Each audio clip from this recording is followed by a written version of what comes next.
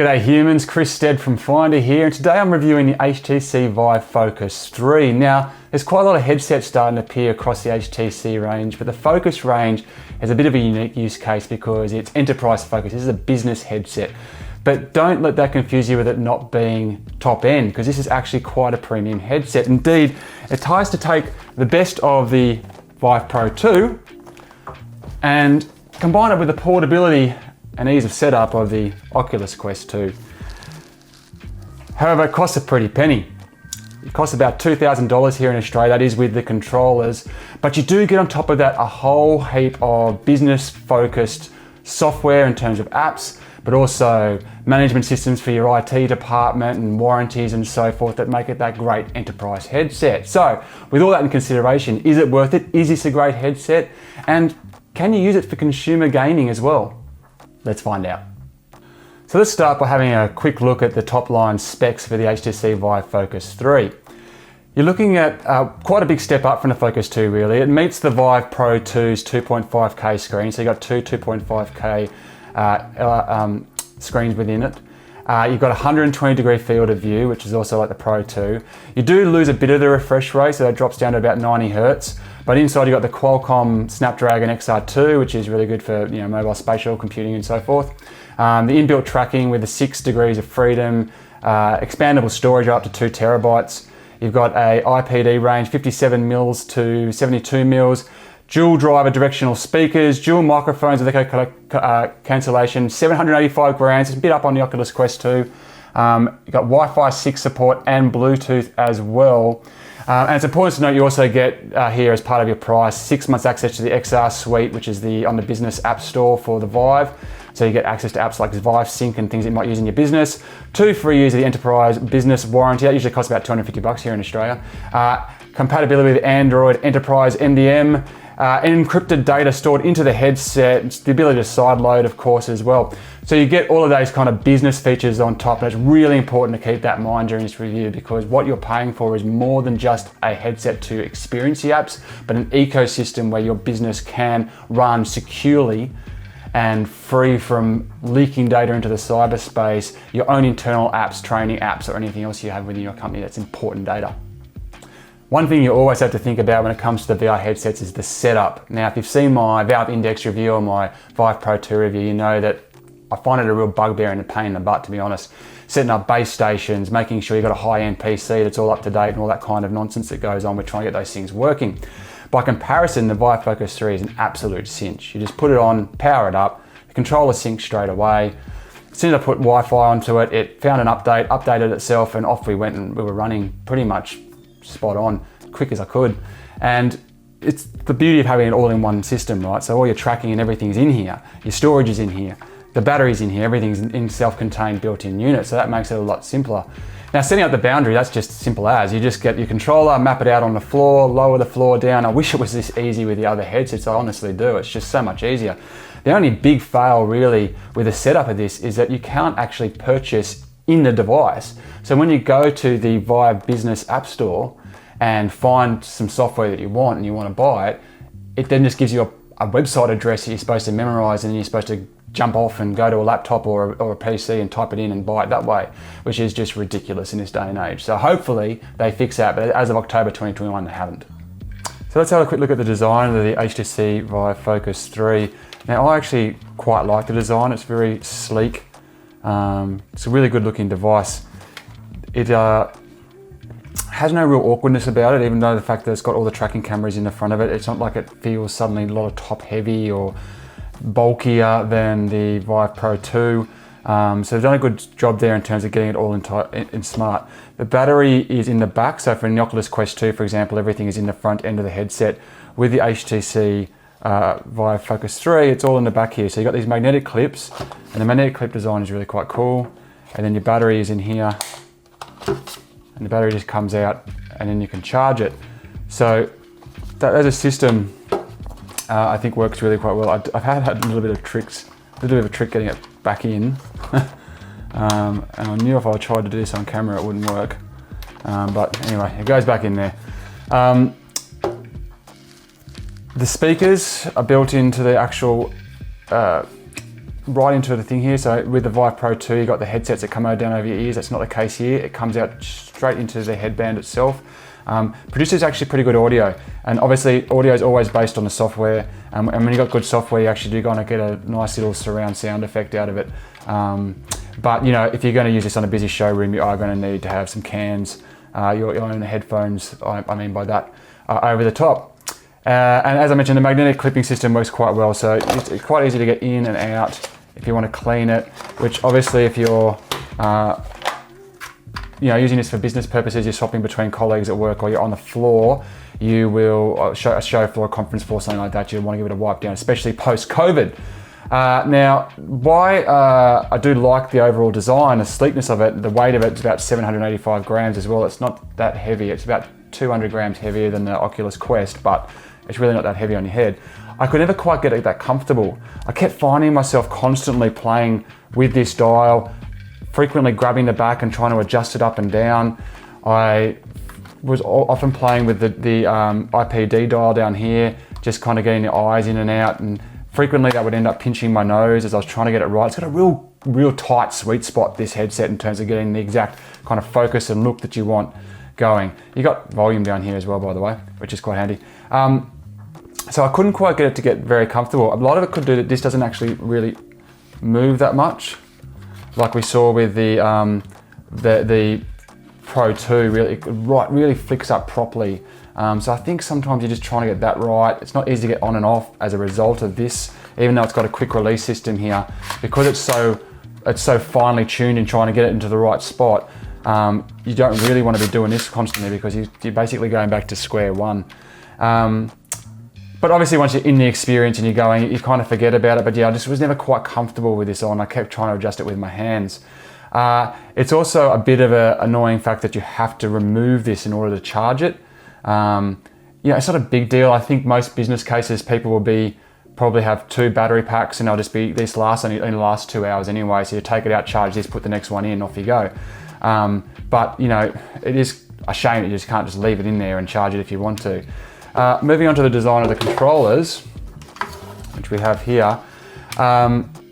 Look, there's a couple of things about it I don't really quite like. They're all right in your hands. They've got a nice texture grip here. They're not battery, they are charged by USB, so, but you do get 15 hours of battery life out of them. It's way better than the one that you get on the Pro 2, so that's a good thing. But when you're actually using this in software, you know, this halo effect here kind of hits. So you can't really get that close to each other. Like in the world, your hands never really quite get there. So that's a little bit cumbersome. But more than anything, the way that the triggers wrap around just isn't a natural fit. You can see there, like I'm only just getting the tip of my finger there. It's not wrapping around. It just feels like it's just slightly out of position, you know, and I've got decent sized hands, and I just couldn't quite feel comfortable with that, even though the rest of it, like the thumb kind of then doesn't quite reach there, because you're kind of moving your hand around to get your finger there. So finger onto the trigger. So that's a bit of a flaw in a way. And also, you probably can't hear it, but there's a bit of a click at the end. So you push it all the way in and then it clicks like that, which doesn't seem like much. It happens on these as well. It doesn't seem like much, but the number of times you go to press it in software and it doesn't register because you think you've done it, but you really have to go back out, going again. So just a couple of little things with these which make it not all that it could be, in my opinion. Like the tracking is great. Once you're in the actual, in the games and in the software or in the apps, the tracking's fine, but just doesn't feel right in your hands, you know? While you can just ditch these altogether and use hand tracking, which is an update that came in October 2021, you can just, your hands just appear on screen.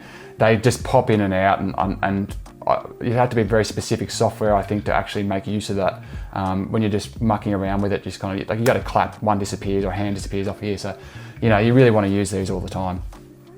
Of course, it's all kind of meaningless if the thing doesn't perform, but thankfully the HTC Vive Focus 3 has a really great visual quality. I've already mentioned the controllers and what I think of those, and also the audio when we're speaking about design, but the visual obviously is where you're going to be most immersed. And you know, you get that kind of great premium experience that you do get with the HTC Vive Pro 2. If you look really, really hard, you can probably notice a tiny bit of screen door, but really, like, maybe it's in your mind, it's that obsolete. I don't know if you get the full field of view. Like it's 120 degrees is what they advertise as being the field of view, but it's very blurry around the edges, and you do see a bit of the black HUD as well of the actual gasket. So I'm not sure it quite hits that field of view target that it wants, but you know, really overall the visual experience is quite good. You don't really lose out by going wireless, like it's kind of what I potentially expected. The 2-hour battery life I mentioned before though isn't so great, because you're going to have to charge this a lot. Like you're going to use it for a lot more than 2 hours. It does quick charge to about halfway in 30 minutes though. So I think if you're going to use this in a business setting for whole days, like at a conference floor or something like that, you are going to definitely need that second battery pack. So you can hot swap between them as required. Now the tracking is quite good, as I mentioned, but I find it's very, very software based. So, you know, you jump into some apps and everything's just sweet, floors where it's supposed to be, controllers are in your hand, nothing goes wrong. And then you switch straight to another app and all of a sudden the controllers are up here and the floor is suddenly higher. And then you switch to another app and it's all sweet again. So I don't think it's actually to do with the tracking. I think it's to do with just some of the apps not quite being in the sweet spot. But that's something you need to have a think about as well. Now, like I mentioned, the audio is pretty good, but the mic could be better. It's definitely a bit muted. Muted is not the right word, maybe deaden's a better word for it. So you kind of, if you compare this to say the microphone on like the Valve Index or something like that, it just feels a little bit denser, your voice. So that's a bit of a shame.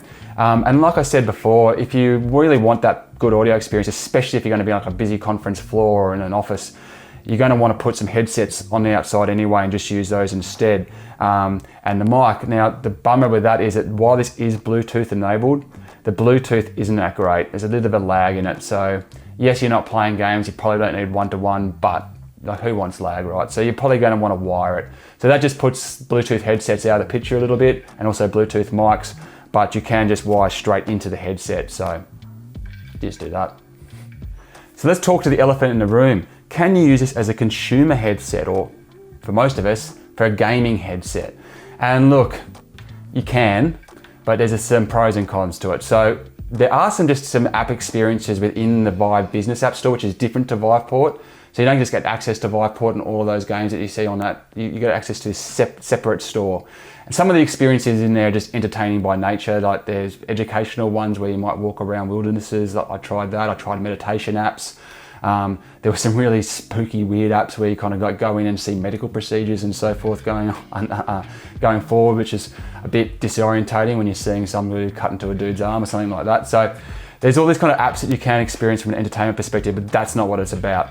What you can do is actually sync this wirelessly with your PC, or in my case, I did it with an Alienware gaming laptop, and then stream something like Steam VR directly to the headset. And I did this to play games like Half-Life Alyx, for example, on this headset. However, I found the streaming to be quite laggy. And I really struggled to get it to work in any sort of playable form, really. Now, I have looked online and people are getting it to work perfectly fine, so maybe it's just the nature of my setup, but what that tells me that it's hit and miss. So you probably don't want to rely on it. You can tether it, which is obviously a far better option, but that does require getting a better cable than anyone you've probably got around your house, because you've got to stand up and move around, right? And it's going to be a USB-C cable, and it's got to be up to a high enough speed as well. So you can use it in that regard, but if that's like 10% of your use case, then maybe you can think about that. Otherwise, if you want a gaming headset, go get a gaming headset. I wouldn't be using this at all. It's $2,000. That's about $1,400 more than you can get Oculus Quest 2 for, which does wireless gaming really, really well as well. And if you want a premium headset, go to the Vive Pro 2 or the Valve Index. But I wouldn't recommend this really to gamers or consumers as a headset. It's business focused. When looked through the lens of a business headset, the Vive Focus 3 hits its target. It offers good visuals, it offers solid audio, and it's really quite easy to set up and use. Yeah, I've got my reservations about how it fits and the controllers, but you know, overall, I think it does definitely meet its use case because of the great back-end business features you get access to, and some of the apps just on that store for like collaboration and conferencing and training and all those types of things are great. The fact that your IT manager can have multiple headsets within your organization, be able to remote fix them and look in and see what's happening and encrypt that data and lock it down is just great for companies, right? So that's the service on that side of things is really awesome. I just wouldn't be using this as a consumer headset if I didn't have to. And I think if you're thinking about maybe I can get like a high-end Oculus Quest 2 here because I'm getting this better specs, but it's still wireless, something like that, just don't do it. Just get the Quest 2 and get a gaming device. So that's my review of the Vive Focus 3 from HTC. I hope you enjoyed it. Definitely check out my other reviews on the YouTube channel, but also on the fire.com.au website, where we go into much greater detail about all of these headsets because we can write and we have more time and space. It's Chris Stead signing out. Happy gaming or business apps.